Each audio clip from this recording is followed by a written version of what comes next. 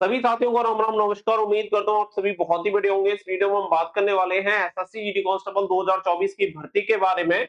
और इस वीडियो में हम कुछ प्रमुख टॉपिक पे बात करने वाले हैं, जैसे कि नॉर्मलाइजेशन में किससे सबसे ज्यादा बेनिफिट हो सकता है। साथ ही में अगर हम बात करें तो आप सभी को बताएं कि पहले एग्जामिनेशन हुआ है, फिर री एग्जामिनेशन वाले कैंडिडेट को बेनिफिट होगा या पहले दिन का एग्जामिनेशन हुआ था उन कैंडिडेट को बेनिफिट होने वाला है। और बात हम करने वाले हैं आपके आंसर की के बारे में। इन तीन टॉपिक के बारे में मैं आप सभी को सारी चीजें एकदम क्लियर करने वाला हूं, तो वीडियो को ध्यान से जरूर देख लेना। क्योंकि आप सभी को बताया कि कल एग्जामिनेशन सेंटर पे जाके हमने खुद से रिव्यू किया था, तो बच्चों की जो रिव्यू है और जो पेपर का लेवल है उसके अकॉर्डिंग ये डिसाइड किया जा सकता है कि बच्चों का पहले एग्जामिनेशन हुआ था उन्हें ज्यादा बेनिफिट होगा या फिर एग्जामिनेशन वालों का। और नॉर्मलाइजेशन का क्या सीन रहने वाला है वो भी क्लियर हो जाएगा और आंसर की भी। तो वीडियो को लास्ट तक देखें। वीडियो पसंद आए तो प्लीज वीडियो को लाइक शेयर करके चैनल को सब्सक्राइब कर लें और बेल आइकन पर प्रेस कर लें, ताकि फ्यूचर में आने वाली हर एक अपडेट का नोटिफिकेशन आपको सबसे पहले मिलता रहे। आगे बढ़ते हैं तो यहाँ पे देखो, आप सभी को पता है कि री एग्जामिनेशन की अगर हम बात करें तो री एग्जामिनेशन लगभग 16,000 प्लस बच्चों का यहाँ पे री एग्जामिनेशन हुआ है। तो ऐसे में बहुत सारे बच्चों का कहना है कि यहाँ पे 16,000 वैकेंसी तो केवल इन्हीं कैंडिडेट के लिए रिजर्व हो गई। और उसके अलावा कंपटीशन जो रहेगा वो केवल 10,000 जो सीट बची हुई होंगी, बाकी बाकी का इन्हीं में कंपटीशन रहेगा, यानी जिन बच्चों का पहले एग्जामिनेशन हुआ है। तो देखो, इस बात का आंसर आपको जस्ट अभी मिल जाएगा। यहाँ पे पहली बात तो 16,000 बच्चों ने अगर री एग्जामिनेशन दिया तो ऐसा बिल्कुल नहीं है कि 16,000 की 16,000 बच्चे सेलेक्ट हो जाएंगे, क्योंकि इसका कोई मतलब ही नहीं है। अगर कोई ऐसा बोल रहा है तो वे फिजूल की बात है, उसका कोई लेना देना नहीं है। अब यहाँ पे अगर मैं बात करूं कि री एग्जामिनेशन वाले बच्चों को ज्यादा बेनिफिट हो रहा है या फिर जिनका एग्जामिनेशन पहले हुआ था उन्हें ज्यादा बेनिफिट हो रहा है। देखो, यहाँ पे जो री एग्जामिनेशन हुआ है, अगर इनका लेवल हाई चला जाता है, यानी कि पेपर का लेवल बहुत ज्यादा हाई होता है और बच्चों का स्कोर होता कम, और स्कोर अगर यहाँ पे कम होता तो इससे सीधी सी बात यह है कि नॉर्मलाइजेशन में इन्हें सबसे ज्यादा बेनिफिट मिलता। लेकिन ऐसा हुआ नहीं है। आप सभी को पता है कि री एग्जामिनेशन जो हुआ है उसका जो लेवल आया है वो भी पहले जैसा ही लेवल आया है, यानी कि उससे ना तो बहुत ज्यादा हाई कह सकते हैं ना डाउन कह सकते हैं। लगभग सेम लेवल ही देखने के लिए मिला है, थोड़ा बहुत अप डाउन आप कह सकते हैं, उससे ज्यादा 19-20 का डिफरेंस रहा है। उसके अलावा वहां पे कुछ भी बदलाव देखने के लिए नहीं मिले। यानी कि जो री एग्जामिनेशन हुआ है वो और इससे पहले जो आपके एग्जामिनेशन खत्म हुए थे वो, उन दोनों के लेवल में कोई भी डिफरेंस नहीं है। तो यहाँ पे हम सीधी सी बात ये कह सकते हैं कि इन 16,000 कैंडिडेट को कोई स्पेशल बेनिफिट नहीं मिलने वाला है।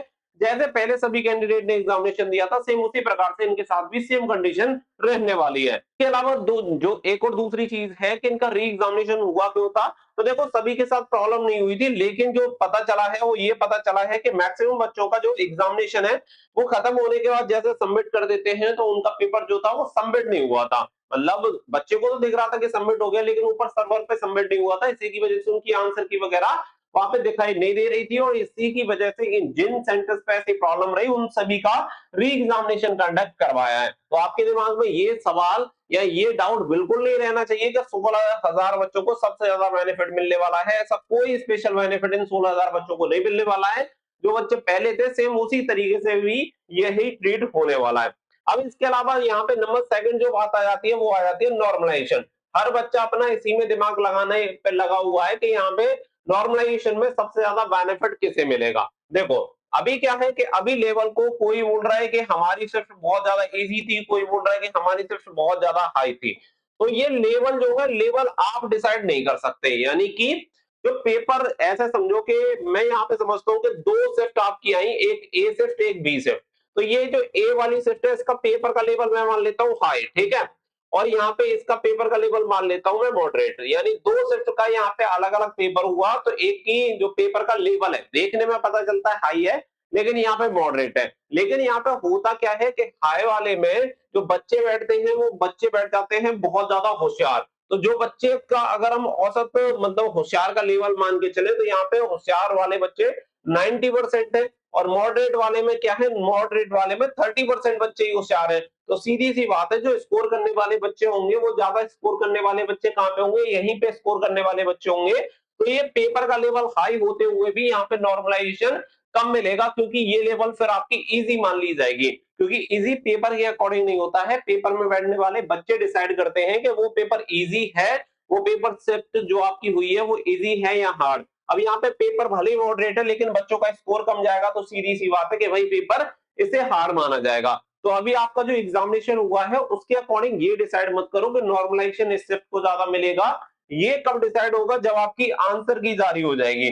और आंसर की आने के बाद जब बच्चों का स्कोर आ रहा होगा, जो भी स्कोर होगा उसके अकॉर्डिंग डिसाइड होगा कि कौन सी शिफ्ट इजी है और कौन सी शिफ्ट हार्ड है। तो ये डिपेंड करता है एग्जामिनेशन में बैठने वाले बच्चे पे, ना कि पेपर के लेवल पे, क्योंकि एसएससी तो अपने अकॉर्डिंग हर एक पेपर को बराबर समान लेवल का बनाने का प्रयास करती है। तो बाकी का जो बच्चा, मान के चलो भाई, जिस शिफ्ट में कम होशियार बच्चे होंगे उसी शिफ्ट में सबसे ज्यादा नॉर्मलाइजेशन मिलेगा, वही पेपर आपका हार्ड माना जाएगा, बाकी का पेपर आपका इजी माना जाएगा। तो यही सिंपल चीज है, आपको यही समझनी पड़ेगी, इसी की वजह से फॉर्मूला आपका बाद में अप्लाई होता है। तो ये जो दो मेन चीज है वो आप सभी को क्लियर हो गई, जिसके में जितने कम होशियार बच्चे होंगे उसे उतना ज्यादा बेनिफिट मिलेगा। ऐसा समझ लो कि जैसे कि मान के चल लो 100 बच्चे किसी शिफ्ट में बैठे, अगर इस शिफ्ट में मैं ये मान लेता हूं कि 80 बच्चे कमजोर हैं और 20 बच्चे पढ़ने वाले हैं, और दूसरी जो शिफ्ट है उसमें भी 100 बच्चे बैठे और इसमें 80 बच्चे बहुत ज्यादा होशियार हैं और 20 बच्चे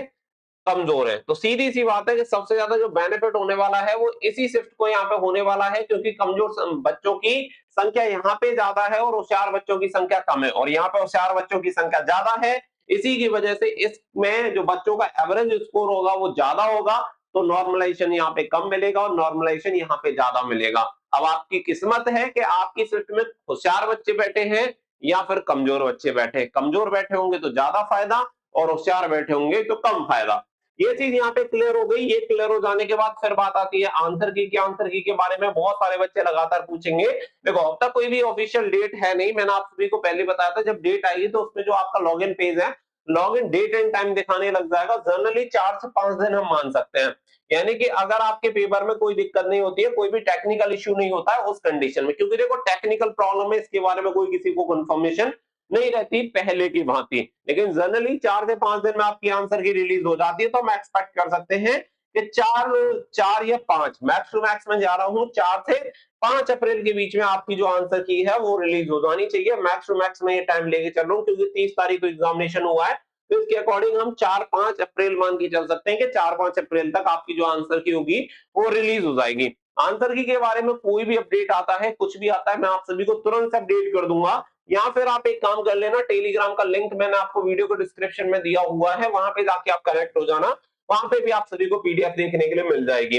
इसके अलावा मैं बात करूं देखो कट ऑफ की, तो कट ऑफ की जो स्थिति है, जिस हिसाब से पेपर का लेवल देखने के लिए मिला है, जो री एग्जामिनेशन हुआ है उसका भी लेवल आप सभी ने देख ही लिया होगा, उसका एनालिसिस वगैरह देखा होगा, साथ ही में नंबर ऑफ सीट्स भी आपकी कम है आंसर की, और साथ ही में नेगेटिव मार्किंग भी इन्होंने हटा दिया, तो उसके हिसाब से सीधी सी बात यह है कि कट ऑफ अब कहीं ना कहीं आपकी हाई जाने के ही चांस है, लो कट ऑफ की उम्मीद अब कहीं पे दिख नहीं रही है।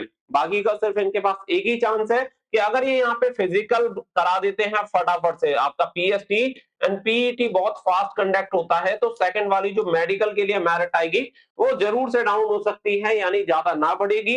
लेकिन अभी वाली जो मेरिट आपकी आने वाली है, यानी कि फिजिकल के लिए जो बच्चे क्वालिफाई होंगे 8 गुना बच्चे, उनके लिए कट ऑफ भाई अच्छी खासी जाने वाली है।